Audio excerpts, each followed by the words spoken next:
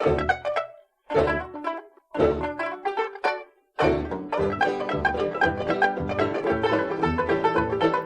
everyone and welcome back to Scandinavian Design 101. I'm Sanna. I'm Andreas and we're two Swedes and we love design. And today we're going to talk about and not least show you some Swedish design classics often found in Swedish homes. And they are not necessarily our favorites, and frankly we are kind of tired of seeing some of them. And we're not saying they're the best of the Swedish design, but this is some examples of objects often seen in Swedish homes, and therefore they must be considered some of the most successful design objects ever produced in Sweden. Agreed.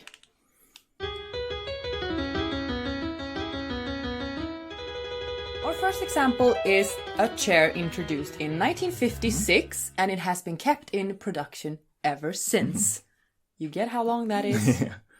You get it? When Yngve Ekström designed the Bandwood chair Lamino, he had already been experimenting with ergonomic chairs for several years. Lamino was a direct development of the chair Kurva, designed 3 years earlier, but Ekström had designed his first similar chair called Anders as early as 1945. Since 1956, more than 250,000 Lamino chairs have been produced, and in 1999 it was voted to be the Swedish chair of the century by the readers of the interior magazine Sköna Hem.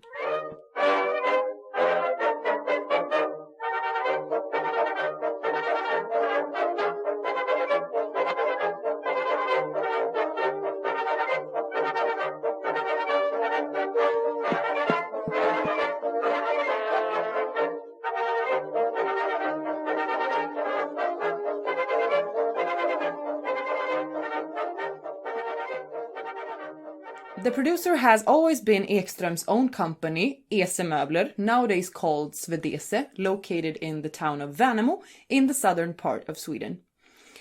Nowadays Lamino is used in public spaces like libraries, hospitals and offices all over Sweden, but also in a huge lot of private homes. It's definitely not surprising it was voted the chair of the century. No, definitely not. And another legendary Swedish easy chair is indeed the Panilla, designed by the modernist designer Bruno Mathsson. And the embryo of the Panilla was developed by Mathsson in 1933, when he designed 3 bentwood chairs. The working chair, the resting chair, and the lying chair. Lying chairs. All these chairs lacked armrests, but when Mathsson invented a bentwood armrest during the Second World War, the first Panilla chair was born, because Panilla is actually a resting chair with armrests. In 1944, a more upright version was designed called Panilla 2, and a chaiselong called Panilla 3.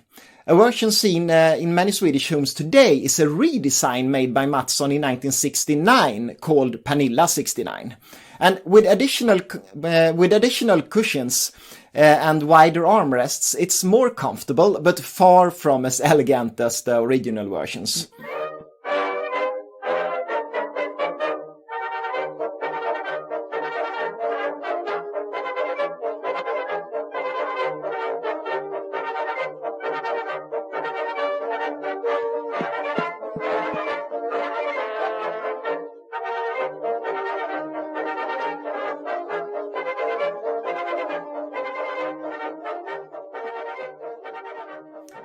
And as with the Lamino chair, most Swedes recognize Panilla, and it's often seen in private homes as well as public spaces. Yeah. And in Sweden we are almost getting tired of it, but it's a real classic, I would say. Yeah.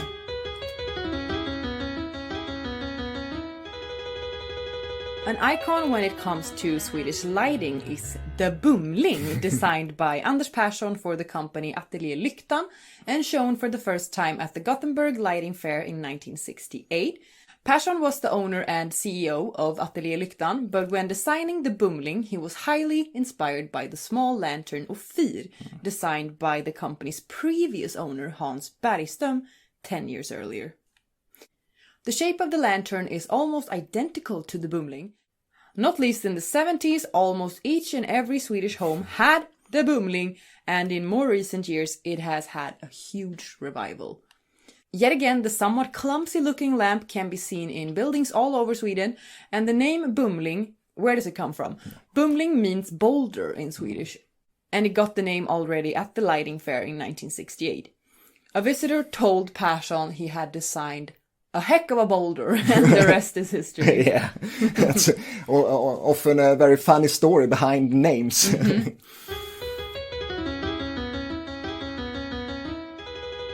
Yeah, and a porcelain pattern known by literally each and every Swede is the green leaves of Berså, a pattern designed in 1960 and produced by the porcelain factory Gustavsberg. Berså means arbor in Swedish, and it was produced as a coffee, tea and dining set between 1961 and 1974 and was an immediately success.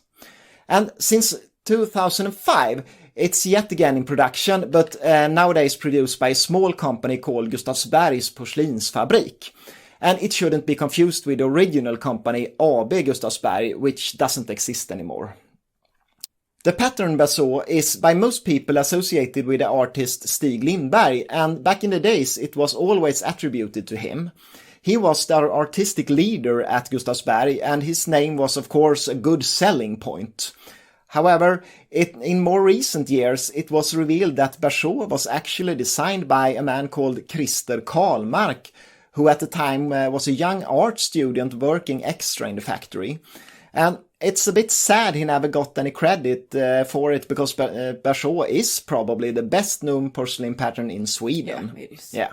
And nowadays it's used not just on porcelain, but also on towels, curtains, wallpapers, and a long range of different products. It's everywhere. Yeah, you see it everywhere, but it's a real classic. Yes. And now you know that Krister Karlmark designed it.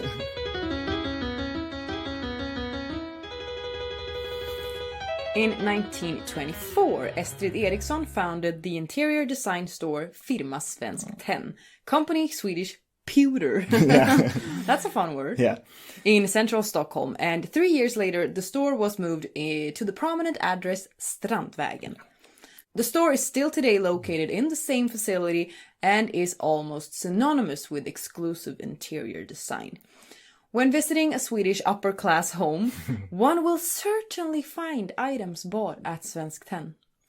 In the 30s, Estrid Ericson hired the Austrian designer Josef Frank to design furniture for the company, and over the years he created a range of nowadays legendary lamps, furniture and textile patterns.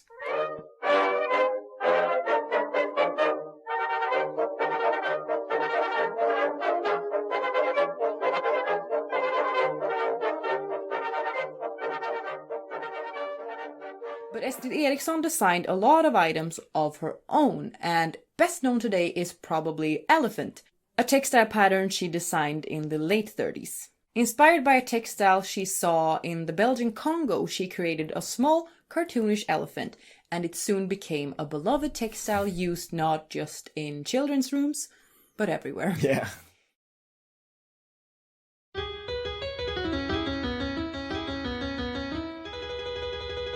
And now to a piece of furniture still as popular as when it was designed for more than 70 years ago. Mm-hmm. The string shelf, or the BFB shelf as it was originally called. Boring name, yeah. Right. And it was designed by the couple Nils and Kajsa Strinning in 1949 for a contest arranged by the Swedish book publisher Bonniers. And the shelf consisted originally of 2 metal wall panels and 3 wooden shelves. And over the years, a lot of different components were added to the string wall system, like cabinets, tables, and magazine racks. It's indeed a well-recognized design classic, and due to copyright issues, it was soon copied by competitors, not least IKEA. Mm-hmm. And finally, after more than 10 years of legal battles, the Strinnings managed to get their patent application granted by the Swedish High Court in December of 1962, and almost all copies were banned. And today, when you see a string shelf in a second-hand store or something, it's most likely a copy. I mean, there are more copies than the originals. Yeah. In many Swedish homes, the traditional bentwood chair number 18 can be found around the dining table.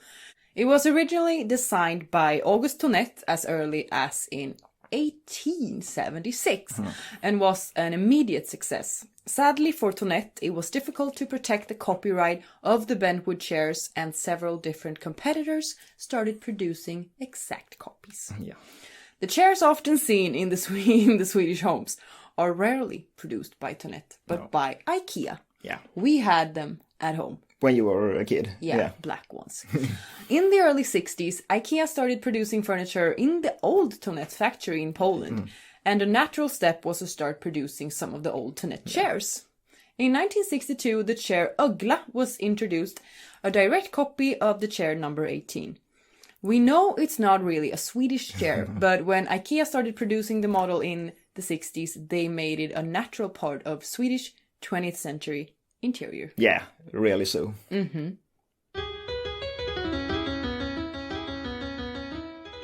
And then, an extremely important piece of furniture in Sweden is the wooden dowel chair, or pinnstol as we say in Sweden. Yeah. And the design historian Marshall Lagerqvist has defined a pinnstol like this. It should have a solid wooden seat, turned wooden rods connected in the top by an often wave-shaped top rail, and 4 wooden legs connected with stretchers. Mm-hmm.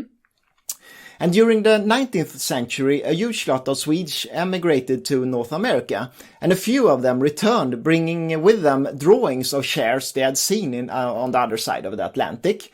And it's said that the first Swedish pinnstol was produced close to the Swedish town of Vaggeryd in the 1850s, and already in 1863 the first Swedish chair factory, Hagafors Pinnstolsfabrik, was founded. The province Småland became a center for manufacturing of chairs, not least because of the lean soil and poverty among farmers, and during the winter they could earn some extra money by turning rods and then selling them to the chair manufacturers. Several 20th century designers made their own interpretations of the pinnstol, and we will now take a look at some examples, and I guess you've seen them all. True. I guess so.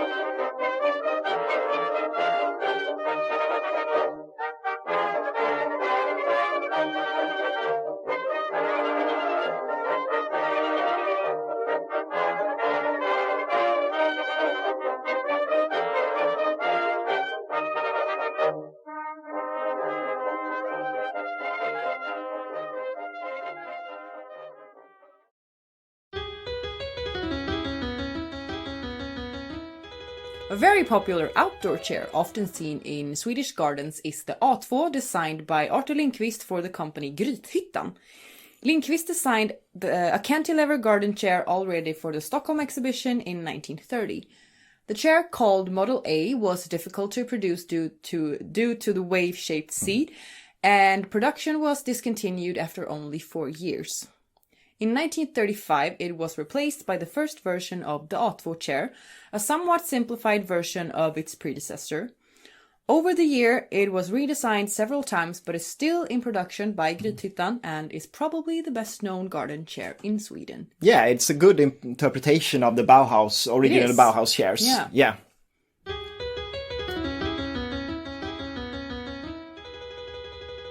A name highly associated with Swedish 20th century design is, of course, Karl Malmsteen. And he was born as Charlie Malmsteen. I don't know why he didn't call himself Charlie. Yeah, Charlie Malmsteen in 1888 into a rich Stockholm family. And as a designer, he was a supporter of the neoclassical aesthetic during the 20s and opposed functionalism when it was introduced in Sweden in the 30s. His high-quality wooden chairs and thick upholstered furniture differed a lot from the furniture designed by functionalists like Bruno Mathsson and Lis Larsson. A famous sofa and easy chair designed by Malmsteen in 1960 is Samsas. And it's a redesign of the chair Concert, designed by Malmsteen already in the 20s to be used at the Stockholm Concert Hall. Samsas is classic yet modern and still a popular piece of design, but mostly found, I would say, in the homes of older people in Sweden. Yeah, that's probably true. In 1939, the sculptor Ivar Orlenius Björk designed the graceful candlestick Liljan to be exhibited at the New York World's Fair. It was originally produced by the company Ystad Metall in different types of metal, like brass, bronze, and nickel silver. In more recent years, the company Skultuna started producing Liljan, and it's still a classic found in many Swedish homes. Yeah, indeed. Finally, we must also mention the ceramicist Lis Larsson when talking about popular Swedish design classics. And during her time at Gustavsberg, she designed a long range of figurines, and most popular are without doubt her animals and voluptuous women. And they soon became popular gifts and can therefore be found in literally all Swedish homes. Yeah. And no other ceramicist has managed to gain such a popularity as Lis Larsson, and her figurines are highly sought after today. In later years, her figurines has gained popularity abroad, not least in Japan, and the prices keeps on rising. And Lis herself recently said in an interview that it's embarrassing that her figurines are so expensive nowadays. She doesn't like all the trading being made by people trying to make money on the rising market, and just want the figurines to end up with the people who loves them the most. Yeah. And that's a nice way of seeing it. It is. Yeah, and this was some examples of Swedish design classics. Yeah. If you like this video, please hit thumbs up. And subscribe, and follow us on Instagram. We are called Scandinavian Design 101. Yes. Tack och hej!